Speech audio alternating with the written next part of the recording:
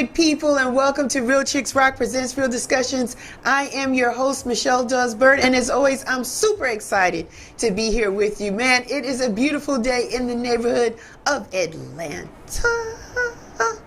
We wouldn't want to be anywhere else at the moment but Atlanta, I'm telling you. Listen, I want to thank all the new listeners that are joining us today. My mic is like black in the shirt. I need to get that right. We need to get on this paraphernalia. Yeah, because we showing brands today.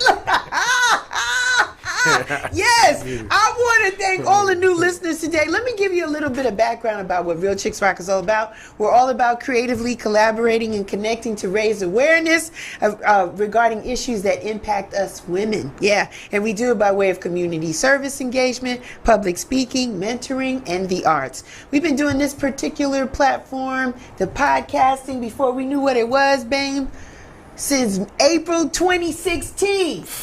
We got a little something. You already know what it is, because when he came in here, he saw something, so you know how we moving in here in the background. So today is no different, because you know what? We always want to talk about the issues, but we always want to talk about people that are about community. Yeah, we like those type of people as well. And my guest today is no different. Today's topic is Atlanta influences everything. I got the co-founder, co-creator here, Bane Joyner. Hey, Bane, what's going on? What up? Good to be here. Good to have you, my brother. Good to have you. We got a lot to talk about. Let's dig right in. Sure. So listen, you are from where? Tell the people where you're from, Bane. Southwest Atlanta, Zone 4, West End to be exact. A lot of changes going on in the West End, but we'll leave it right. We'll leave it right there for right now. So, being from Atlanta, you've seen all the changes. Talk to us a little bit about being a kid growing up here in Atlanta. What was it like for you? And tell me a little bit about the music you listened to during that time.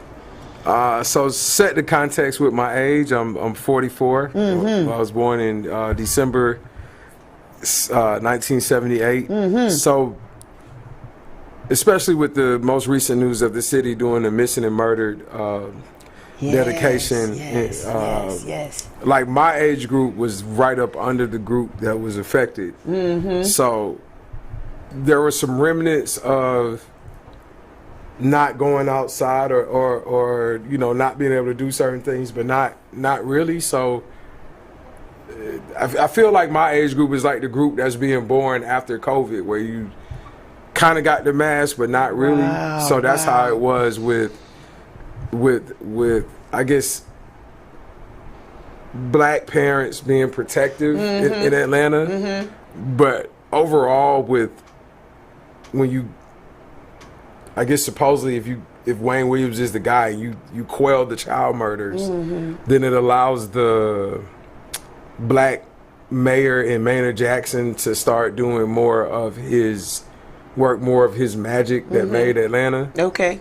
And so I went to middle school with his youngest daughter, Valerie Jackson. Okay. So it's like the children are like on a swim team with Shirley Franklin's youngest daughter. So it's like the youngest children of the elders or the movement, either the youngest children or the grandchildren or older nephew of who you would consider to be the movement politically and business in Atlanta. And so Atlanta was so small that you could just end up in school with these people or going to summer camp with these people. And so up until like 91, I had a barber in the West End.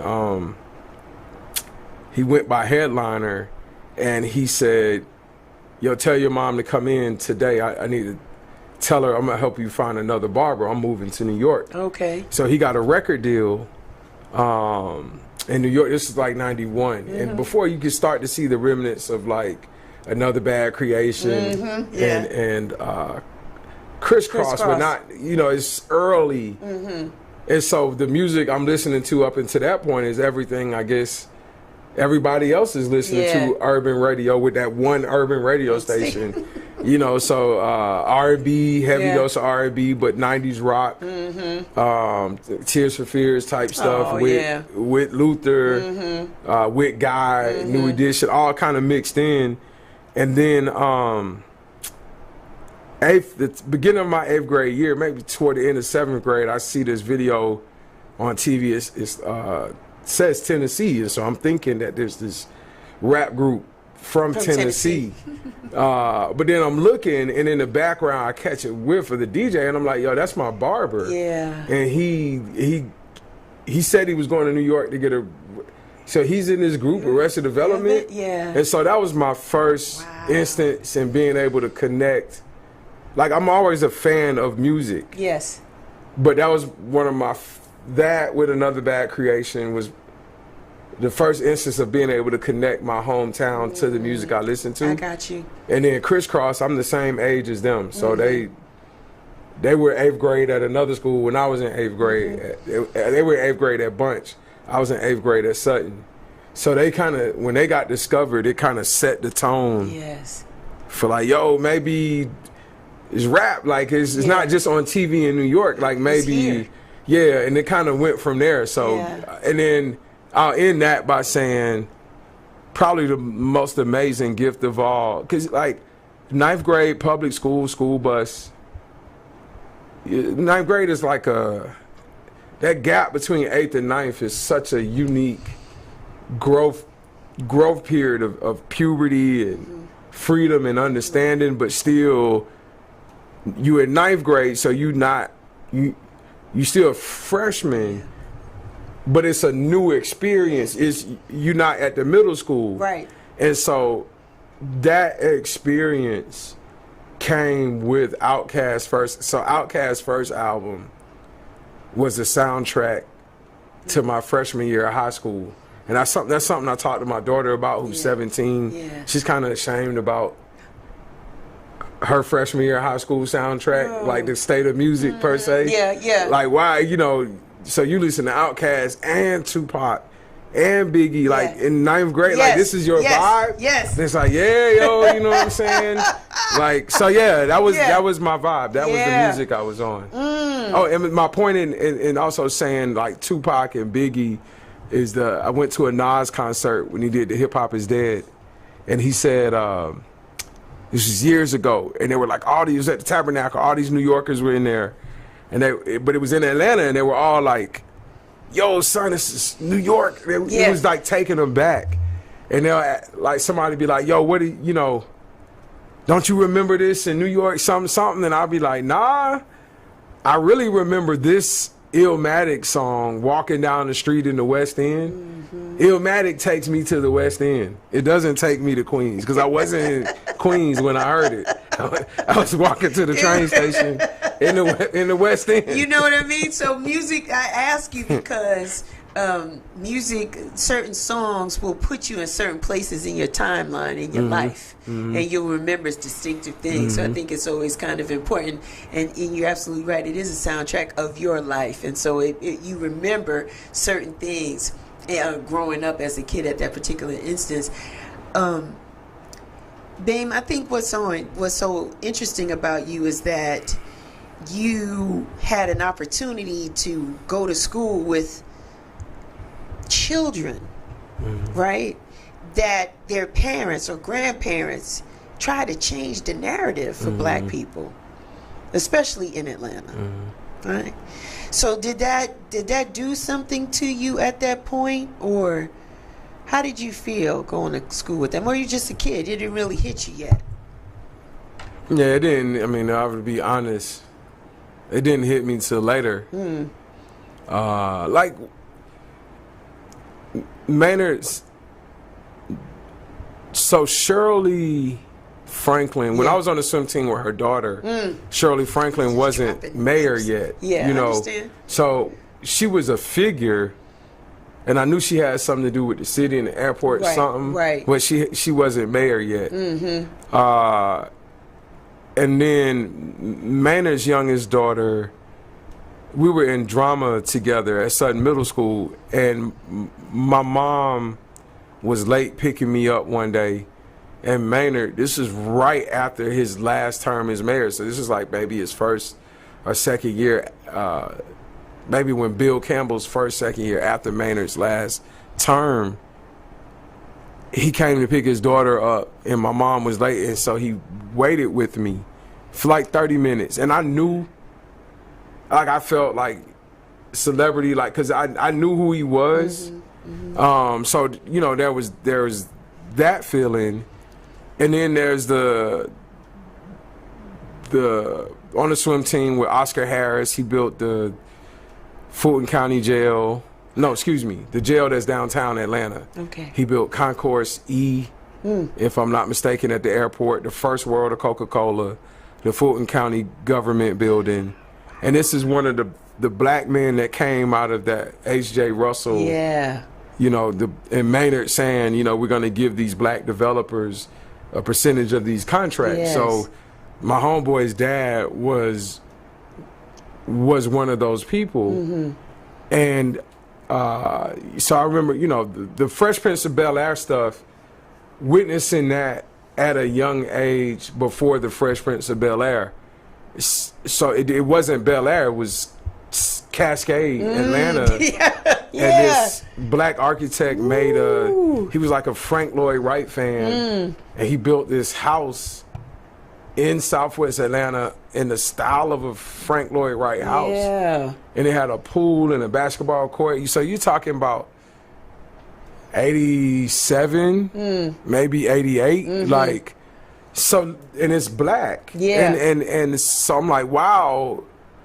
But it was also, I was so young, it was becoming normalized, even though it wasn't mine. The fact that I had access to it made it feel like it was mine. Right. And we weren't in the projects. We were in a house in the West End. And my parents got divorced when I was in the 4th grade.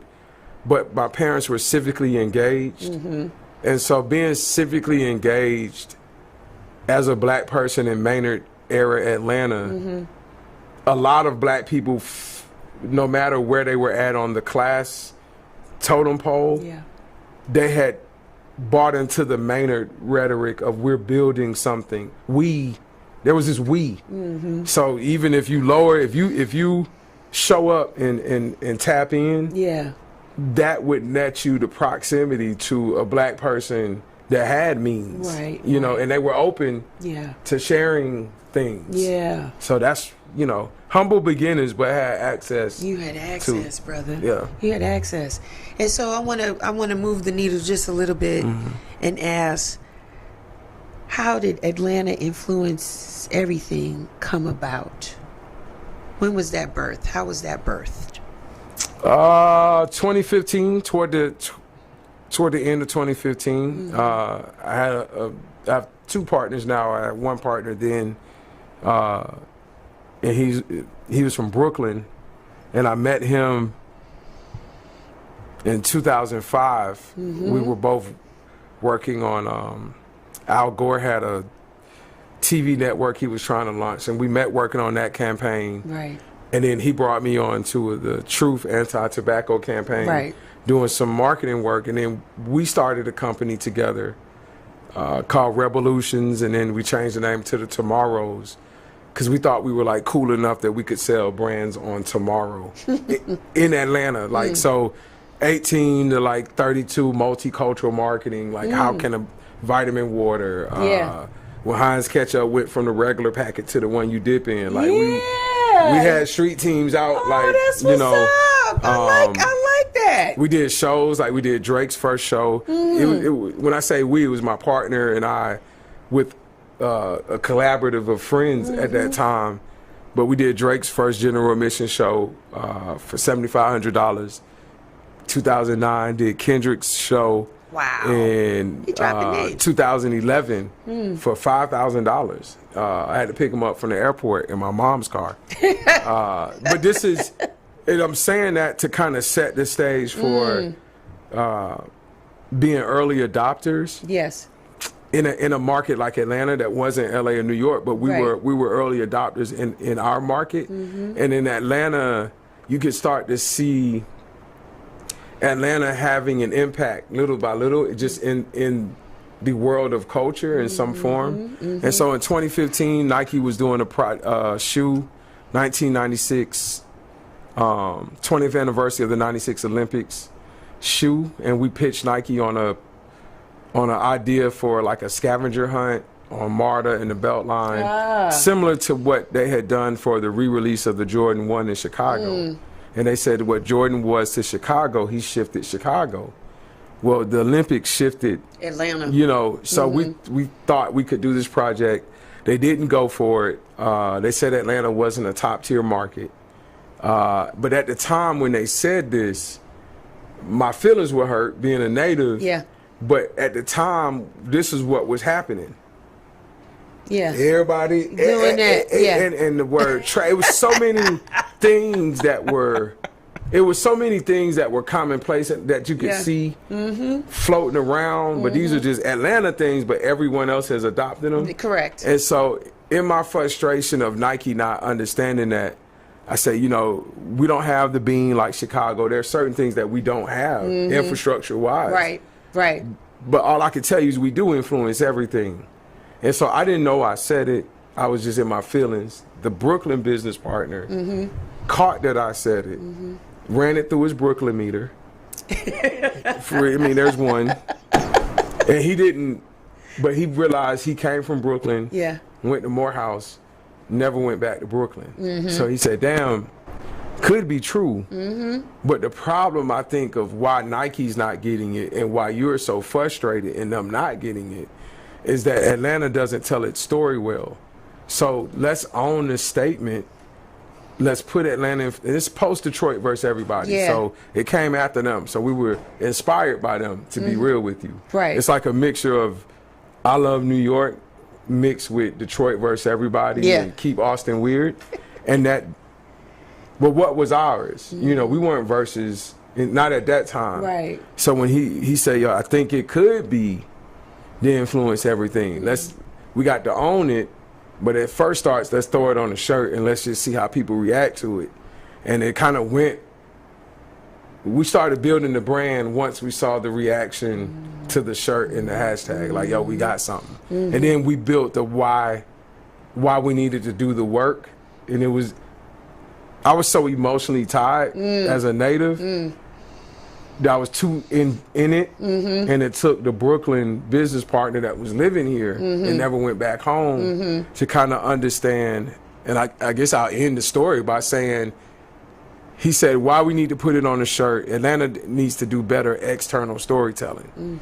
He said, being from Brooklyn, I can travel around the world. I can go to an igloo in Alaska. And I can say, yo, where Brooklyn at? Or is Brooklyn in the house? And somebody going to pop out and be like, yo, you know. And he said, man, Atlanta, people want to know what makes it tick because it's a vibe. Right. But Atlanta hasn't done the best job explaining itself. So this could be the first foray into storytelling about why. You know, so yeah. I'm going to ask you this, because you're a passionate guy. I had the opportunity of meeting you a few weeks ago at the historical... Atlanta History Center. Atlanta History Center. For Juneteenth. Right, for Juneteenth. Do you feel today, based on the story and why Atlanta influences everything was created, do you feel Atlanta has done a better job in telling its story today?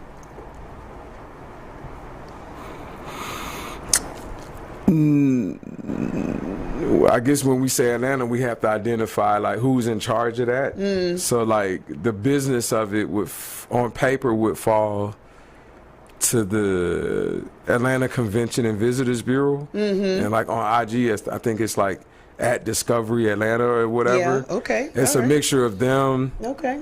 The Metro Atlanta Chamber. Like their job is to like deal with tourism and brand building. Yeah. They internally, I don't think have themselves in-house. Okay. But in terms of external communication and at times collaboration with Atlanta influences everything and others, like a Butter, ATL or whatever, to help assist them in what they deem to be the storytelling. Right. The fact that they at least are asking for assistance in some forms, that is where there's improvement being made. Okay. But like, just their internal staff, their staffing, their day-to-day storytelling is still off, because it's a multi-layered, it's a multicultural story that can only be told first through a multicultural, through a native black and a native white, and then a multi-layered black narrative. Okay. So you would have to capture these native black stories. Okay. But then you would have to also capture the black people that moved here and why, and that would be a part of the story. And then you have the native whites, like my guy David Mitchell. He doesn't mind me saying this. He's maybe third or fourth generation. Mitchell Street downtown is his family. Wow. He's over the Atlanta Preservation Society, but he pushes for black ownership, land ownership, and equity. Yeah. You trying to get the devil off his family name. The Mitchell family owned slaves in old Atlanta. Yeah. You know what I'm saying? Yeah. So David, good dude. He trying to, He's trying to get the devil. Yeah, yo, he'll tell you, I know what I mean? that, bro. But it is whose Atlanta is it more? Is it his Atlanta? Yeah, or the Lil Jon Atlanta? Right. Because Lil Jon has something to say, but and when I say Lil Jon, it could be Lil Jon Roberts or Lil Jon the rapper. Right. And Lil Jon the rapper is from Atlanta. Now I don't know how many generations he's from, but the white guy David Mitchell is 3-4 generations Atlanta. Now he white. So whose story matters, whose doesn't? Right. What story matters more than the other? How does the black transient story, at what point does that matter lined up against a white second generation or whatever? And then you have the Gwinnett with the Asian American with the Indian, and the large Latino base out Clarkston, and they'll tell you that their voices can't even be heard because of the squabble between either black on black, meaning black versus black native versus black transient, or the black versus white. You know, because this is the demographics are not as multicultural as it may seem, and it is aggressively, Atlanta proper is aggressively black and white, and so it doesn't leave space if you don't fit in those two. So it's a hard story to tell, because you would need to be able to weave in everybody's narrative. In New York, the other places do it well. Yeah. But they've been at it longer. Atlanta has to accept that it has become a safe haven for a variety of reasons to a variety of people. Yeah. And how do you tell that story with what you already had going? Yeah, it's a lot, because we talked offline and we talked when we first met, and when we say black, right? That is such a huge umbrella, because we are in the South, right? But let's pick apart me, right? My black, my lineage does not start in Atlanta. It will start with my son, who was born in Northside Hospital, right? His father is from Atlanta, but we need to go back. Is that always been? Was it Atlanta or was it Noonan, right? So now we're talking about the suburbs or the outer, or as they say, the country part of Atlanta. All right, so that's a thing. But for me, my bloodline, I can go back to Jamaica, the island, the West Indies, right? And my grandmother came, and my mother came when she was 13. And that's a New York story, right? So why come to Atlanta, Michelle? Well, I had a friend that lived here. You know the story. You have a friend that moved here, you come and you visit, and you look around and you say, wow, this is... And I'm talking about, I've been here since '89, bro. I'm like, look, Pan Am was I came down on Pan Am. You know what I'm talking about? Like, for 118 on the flight round trip. I'm telling my story. And so I came, it was Pan Am, and I came and I said, wow. Because even though I came from New York, I'm going to keep it a buck. And Puerto Ricans and Dominicans and some Cubans, right? And then we got some Africans, and then we got Guyanese, and we got people from Bahamians and Trinidadians and all this. Then we got Polish and Irish, and we got Russian, right? And then we got good old people like you say, who they've been Connecticut or been in New York generations. So it was a different type of diversity, right? But to come to Atlanta and see beautiful black people, I'm talking about people that look like me, look like you, beautiful, the sun, the weather. I was like, wait a minute. Like, what's happening? Wait, you mean to tell me I don't have to deal? I'm talking from a transient perspective now. You mean to tell me I don't have to deal with that type of hustle and bustle? I love my people. I love my family. I love my friends. But it's something about a quality of life, man, that just resonates with me differently.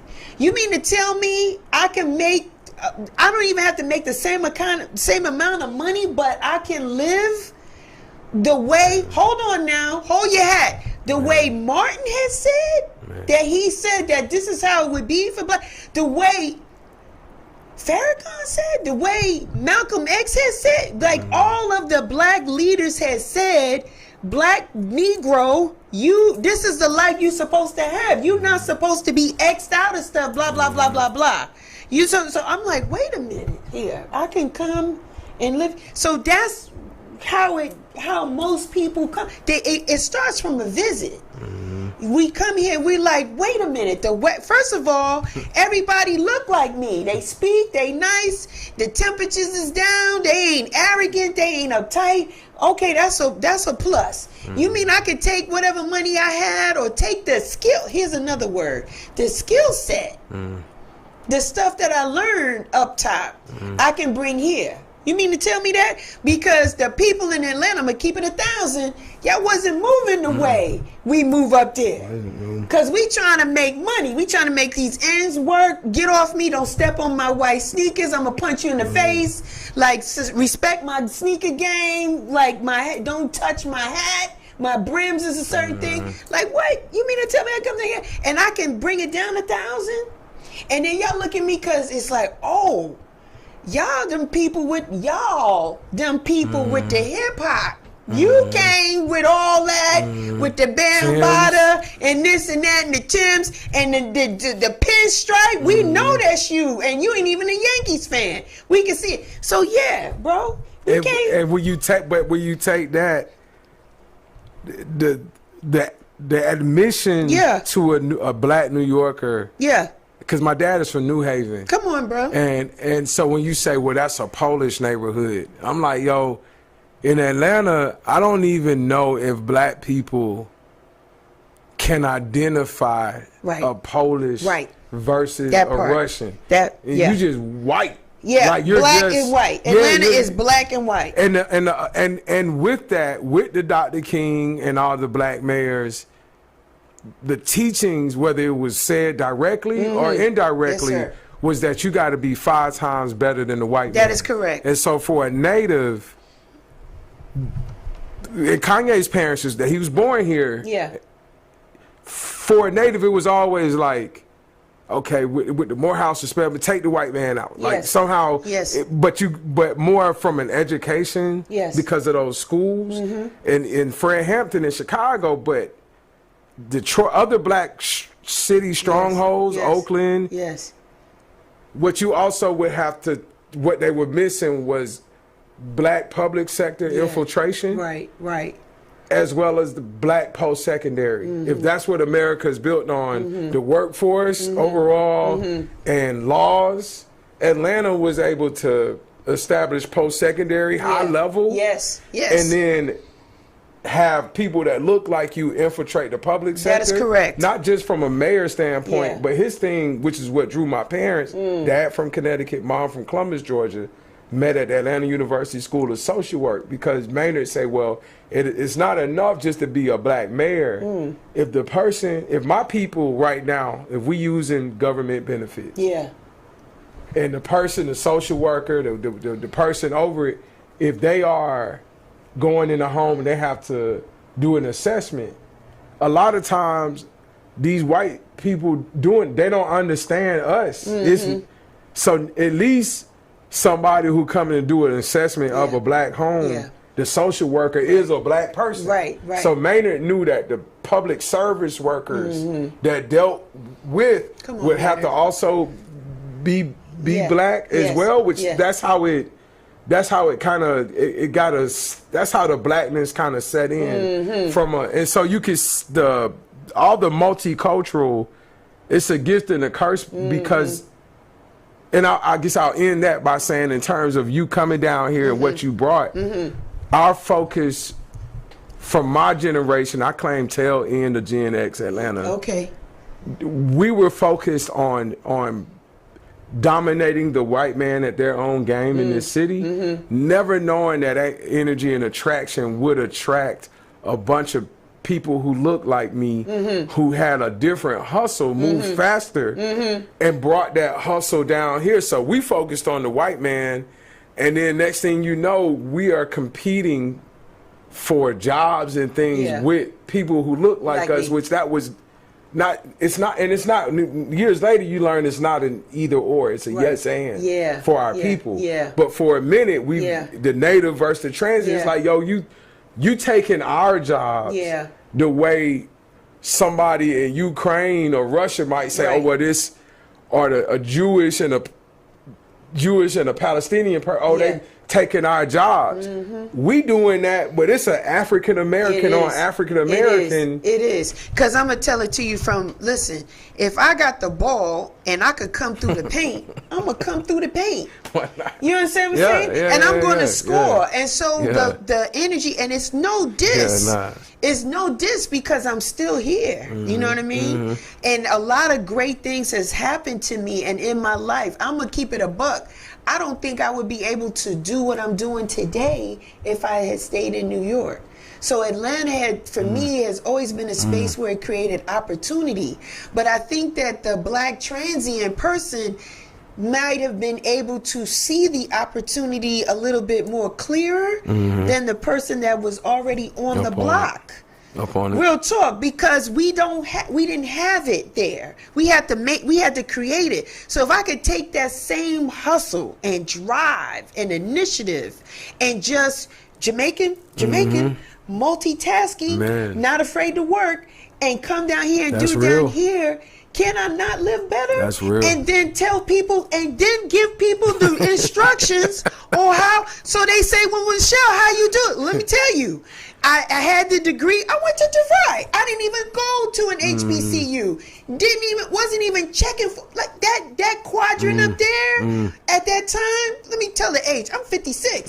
So at that time, when you got out of public school in New York, you was good with a city job. And going to college was that extra that most people's parents didn't even know how to fill out the applications or talk to the people to get you in college. So if you want to do college, it was kind of like you on your own on that. I love you. You got to kind of figure that out because we don't know. You know, our job is really to get you through high school. And don't you come in here pregnant. And and the boys, don't you make nobody pregnant, right?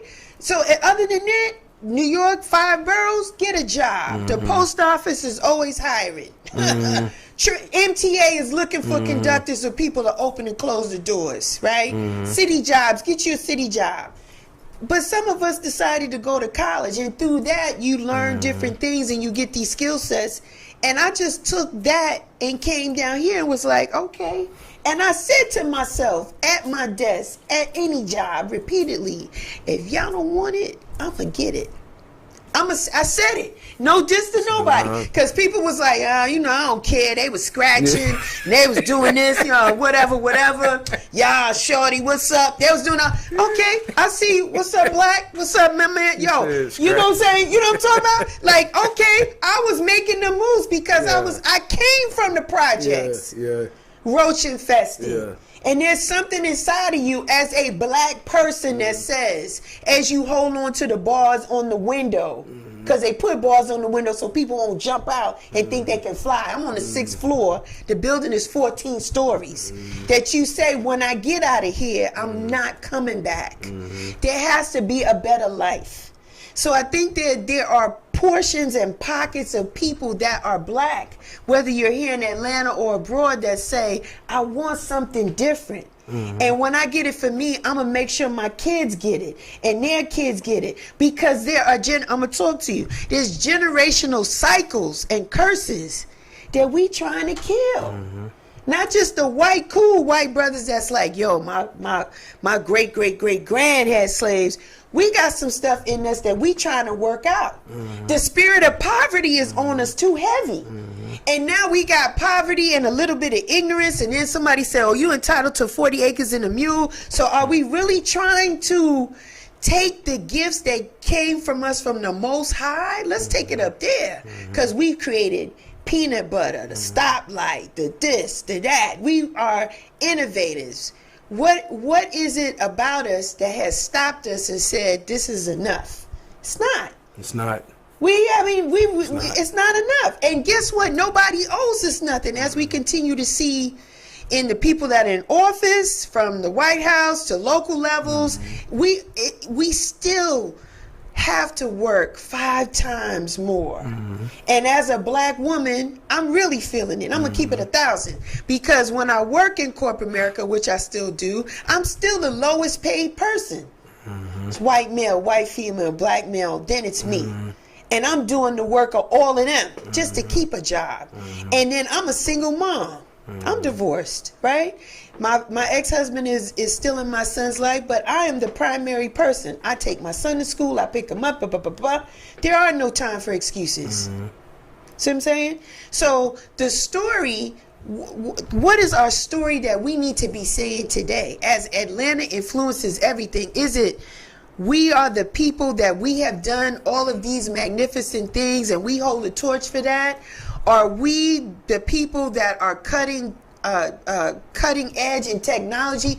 What should the story be today? What is it that we are trying to say? Because I know we more than the t-shirts, we more than the hashtag. What is it that our people are missing that we as a collective community can try to tell the story better together? My man, he liked it. So, yes, sir. So it's crazy. The relationship between Atlanta and New York is a it's beautiful. It's a unique one. It's beautiful. And when the Brooklyn partners wheels were turning, said we're gonna put it on the shirt. Yes. Then also in his mind, if he from Brooklyn, okay, well, what would be the reaction of someone wearing this shirt in Brooklyn? Yes, like what? And so because we come from marketing and branding, yes, and I had to do a TEDx about 1.5 years later. I had to do a TEDx talk on. I love it. Why? Yes. And so, not overthinking it, just using logos, brands, how we justify the statement, which then leads to the responsibility once you justify it. But the silhouette of Dr. King and the civil rights movement, all that represents. So Atlanta would be, Dr. King is like a Bob Marley, like just this figure where you ain't even got to see the silhouette. Yes. You know what I'm Yes. saying? And people be like, You oh know. God, Yeah. you know. Yes. And so civil rights and Dr. King, that would be attributed to Atlanta. Yes. And then, so the first, call it 3 C's. The first C is like civil rights, civics. The second C, just that even though we got Apple and Nike or whatever, the Coca-Cola symbol, where you could just put any word up. As long as you, I don't even read the language. That look like the Coca-Cola symbol. You know what I'm saying? The red and white with the wave. It's just like, so that's from the same place as Dr. King. Yes, sir. So what we're calling that is all these Fortune 500s, Home Depot, Delta, the newer companies that have moved here. So corporate commerce would be we are open for business. Okay. Third largest chamber in the country. Yes. So there's a lot of money flowing in and out. Yes, it is, sir. Yes, it is, babe. First C, civic. Second C, corporate commerce. The third C, that Outcast logo. Outcast spelled with a K, but that C going for culture. And so everything, especially now that Billboard is named Outkast, the #1 rap group, what, even though from a brand perspective, I see if you were to travel the world and you say, well, what logo would you see most representing hip hop? I feel Outkast would be like number 4 and number 5 in terms of no words spoken, just logo. Because the number 1 you're going to see is the Wu-Tang. In and out, just, it don't matter, no language speak. You will see a Wu-Tang W like anywhere in the world. You know what I'm saying? Yes. On people that don't speak English. Now, in terms of who has done more for the culture as a whole to make it well-rounded, still keep street but be able to experiment and Outkast. And so when we say that Outkast symbol, but that C is for culture, it's for black culture, and meaning the Grady born that tilled the soil, laid the wet concrete, might have built the sandbox, started pouring some sand in, but it's also the black person that came here from where they came from. They bought their music, their food from where they was from, the slang from the neighborhood they was from, to this safe place for expression of blackness. And so when you look at trends and American pop culture is so big, but so much of American pop culture takes their cues from black culture, always has. So if Atlanta would be the epicenter of black culture. So when you mix those three together, the civic, the corporate commerce with the culture, I love it. That would be how I could justify the shirt in New York. But I would expect somebody who really know a thing or two to say, okay, I feel you, but I raise you one. To whom much is given, much is expected. Heavy is the head that wears the crown. Come on, brother. So if we're going to influence everything, we shouldn't, we're number 1 in income inequality as a city between us and Miami sometimes. We have a 4% upward mobility rate. So if you're born poor in Atlanta, 96% chance you're going to die poor.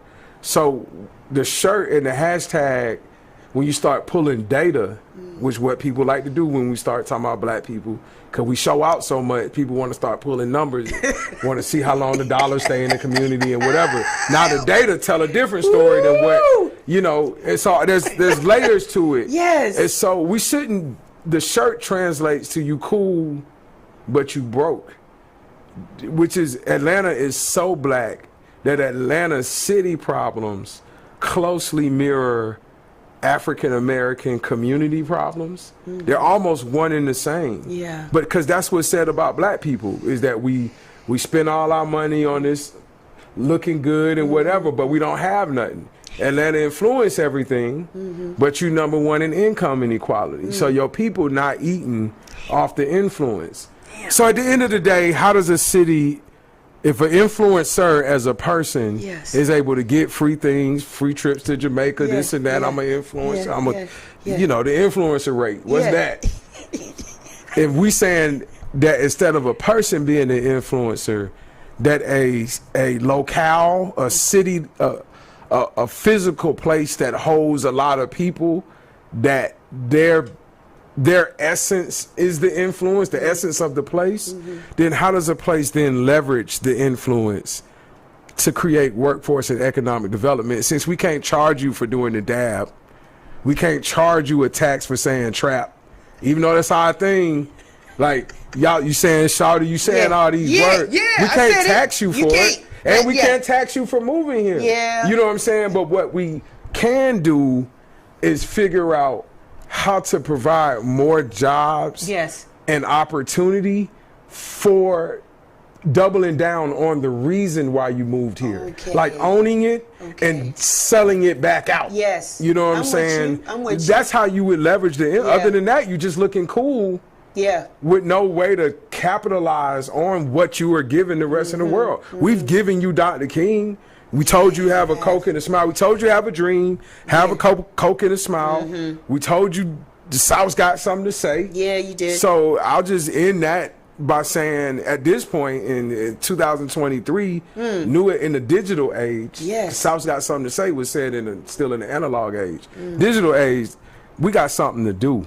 We've showed you. We've been saying. Now we have to do. That's what we're, and it's a collective we as well. Do you feel, Bame, the movement? You feel enough people are supporting what we need to do in 2023? Are you feeling that? Are you having to be, do grassroots again? Like, man, now it's after COVID, it's more digital. The type of black person that's moving here is a little different than it was 10 years ago. Do you feel you got to go back to the boards and start all over again? Or you feel like you're really getting the support in what we need to do and say in 2023? I think it's a mixture of both. I think Atlanta, it has strong bones and infrastructure. Okay. Built on the backs of some giants and amazing people. I think, without trying to talk down and say somebody's young, old, and new, and or I want to say, like if we have iPhones, what it's like with the device. If you skip a couple iOS updates, so it's just Atlanta is a beautiful phone. It's a beautiful thing. Yeah. It's just a couple iOS updates behind on how it runs. Okay. So what you're feeling right now is that's just how dope we are, that you feel so much energy kind of illuminating from the thing. But if you understand from a policy and infrastructure standpoint that it still is not running on all cylinders. Right. Like if it update those 2-3 iOS updates behind, like get on the current trajectory of digital and AI and Web3, and you mix it with your southern soil, hand in the soil ability to fish and touch your neighbor and like the southern sensibilities. It's like if you mix in southern hospitality and sensibilities with AI, web through where we at now. This is with black ingenuity. It is Wakanda. It's in real life. We use it in theory because of the amount of people here and the fact that they filmed the movie here, but it is Wakanda in the sense of it's very tribal. And you had in Wakanda, you had the water tribe and the mountain, and just because we all look alike don't mean we all get along. That is correct. So, which is okay. Like, when the continent, from my understanding, how does a continent get along? Like, this, so that the blacks not arguing with the blacks, that's a fallacy. That's always going to happen. But what you see what happened when the non-blacks infiltrated Wakanda and was trying to pull the vibranium. Yeah.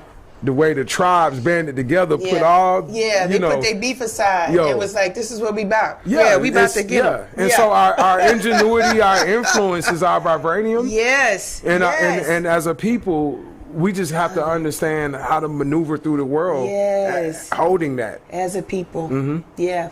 So what's our action item? What do we need to do next then? So I think World Cup is coming. I'll just make that an action item.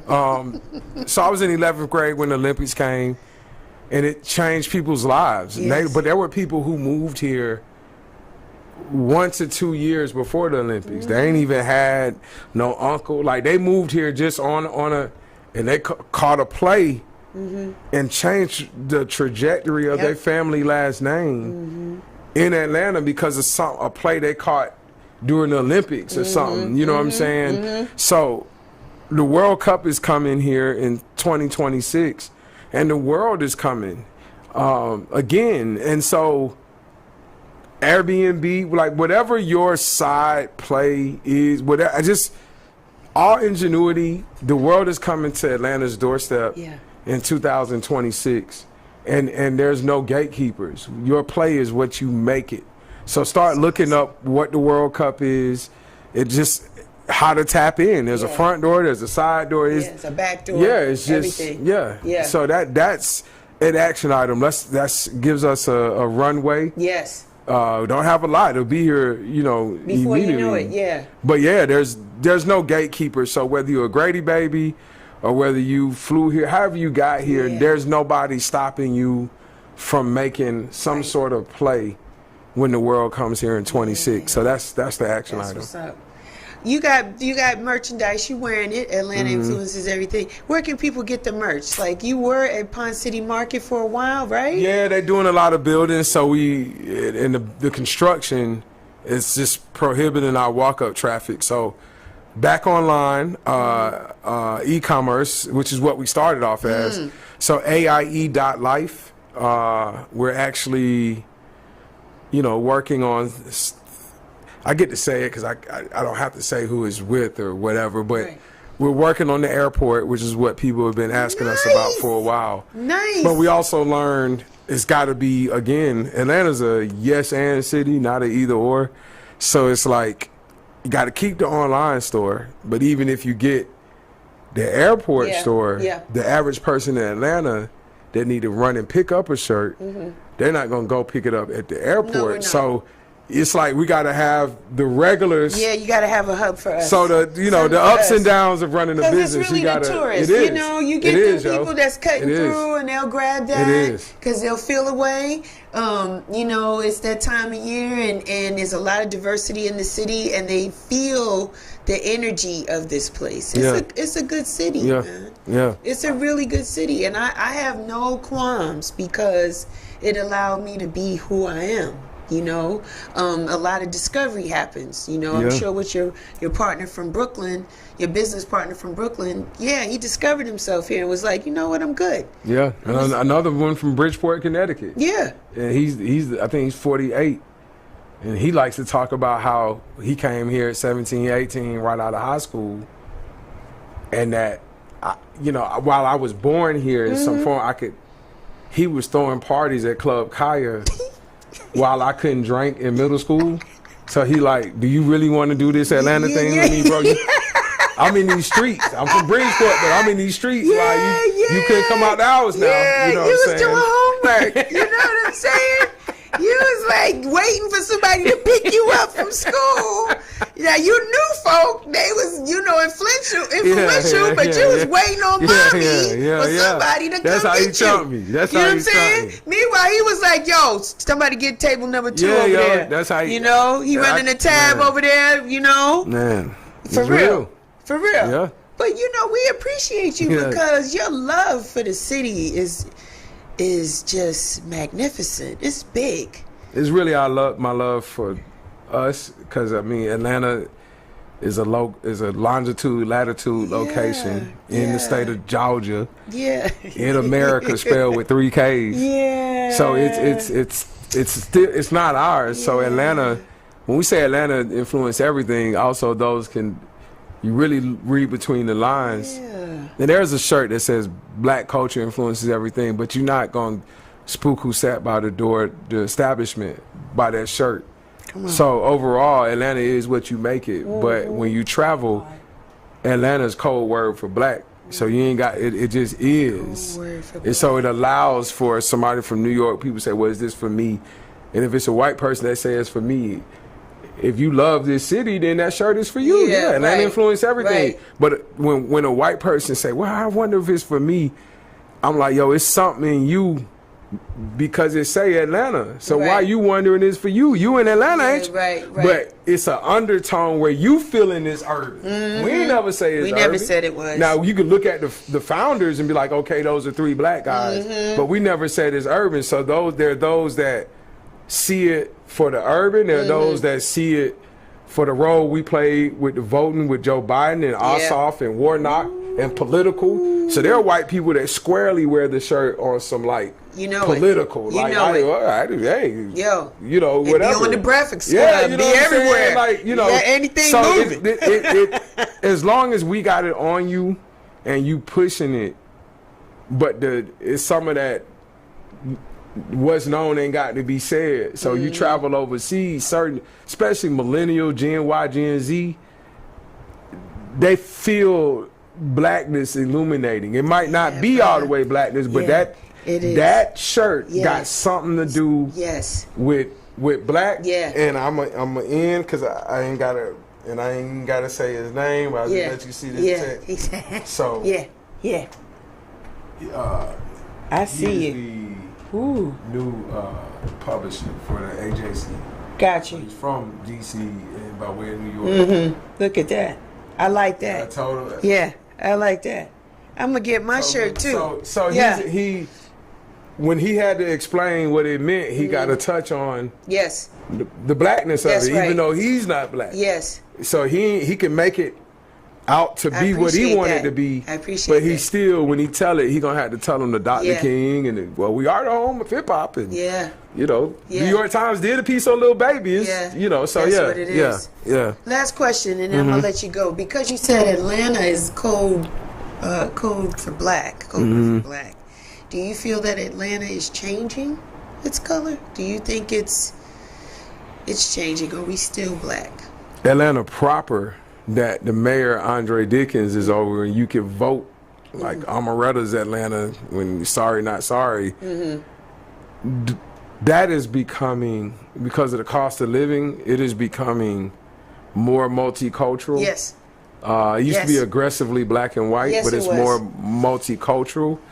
But you know, Atlanta, which is weird, it's like eventually we'll be New York in like 60 years, meaning borough-wise. Yeah. Because the Latonia and the West Side, they different and the same at the same time. Panola Road and Cascade, in a lot of places, the black side is just one side of town. Yeah. But those places aren't connected, but they both black. Yes, they are. You know what I'm saying? And there's different types of black. Yeah. So I think the metro area as a whole, when you start looking at these blacks scattered all about, that's black. But Atlanta proper, which is about 500,000 people now, it was 250 when I was younger, has grown to 500,000. That is more multicultural. In the metro area, they're multicultural too, but when you start looking at the sheer amount of African Americans scattered about Douglasville, all these different counties, the number is still Latonia, Stonecrest, all the way. It's almost like not. And then the old Atlanta, Marietta was a black place. I mean, excuse me, a white place when I was old Atlanta. But now Marietta is what for the north, where Migos from. So it's like, man, the cardinal direction, any direction you go into, you gonna see some of us, you know. And it used to be we were just concentrated in one area, in Atlanta, proper.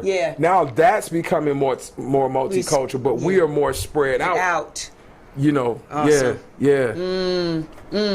Good conversation with you today. Same. Look at that beautiful smile. Look at that. This was nice, right? This was especially the earlier surprise. So how can the people find you, my brother? How can they find you? And I walked in on him and said, well, hey, it will be Monday on all platforms at Lil Jon. I'm like, it's all right, buy it too, bro. On all platforms, at BAME Joyner. You know what I'm saying? Very easy to find, not running from anybody. Yeah. So my name, my personal at BEMJOINER. Yes. And my company at Atlanta Influences Everything.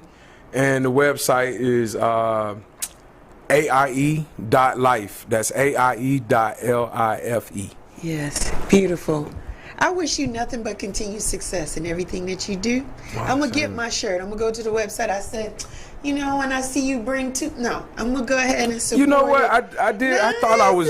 I sure left. It's okay. I'm going to go and I brought you some stickers, though. Yeah, I'll take the stickers. I'll take the stickers. You got magnets? You need to. We're working on magnets and patches. I like that. I like magnets. I'll put you on my refrigerator. But I am going to buy a shirt because I believe in what you're doing. I believe in you. And Atlanta influences everything. And I'm glad to be. I hope that I'm part of the fabric in some kind of way. Come on, yo. You know what I'm saying? Especially how we met. Most definitely. You know what I mean? And again, I just wanted to give you an opportunity to share your story and your love and your passion, you know, for the people that live here in Atlanta, and just keep doing what you're doing, bro. And anything that I can do to support it, you got it. Thank you. I really appreciate this opportunity, Michelle. And I mean, this ain't. I got in the game. How I even got in like built my resume was because of black women. So I you know, we here. black women rocking and Yeah. I just appreciate the opportunity Yeah, to, you know, absolutely. which is continued because that's who's been giving me platforms. You So, see what thank I'm you. saying? Yeah, we love you. We love what you're doing, everything that you're about. You got me for life. I mean, we're gonna connect. That's my time. Real Chicks Rock. You know me. I'm everywhere. Listen, today's show is powered by Agape. Go to Instagram. Go to Agape. Get those waist beads. I am a client as well. One day I'll show you my beads. But go out there and get them. We love what she's doing, and she's uplifting the community while she's doing it. Listen, I am on Instagram. I'm on Facebook. I'm on Twitter. Go to realchicksrock.com. Subscribe. Go to the YouTube channel. Hit the bell. Subscribe there so you get the notifications when we upload these shows. In the words of the late, great Frankie Crocker, may you live to be 100 and I live to be 100 minus a day, so that I never knew that beautiful people like you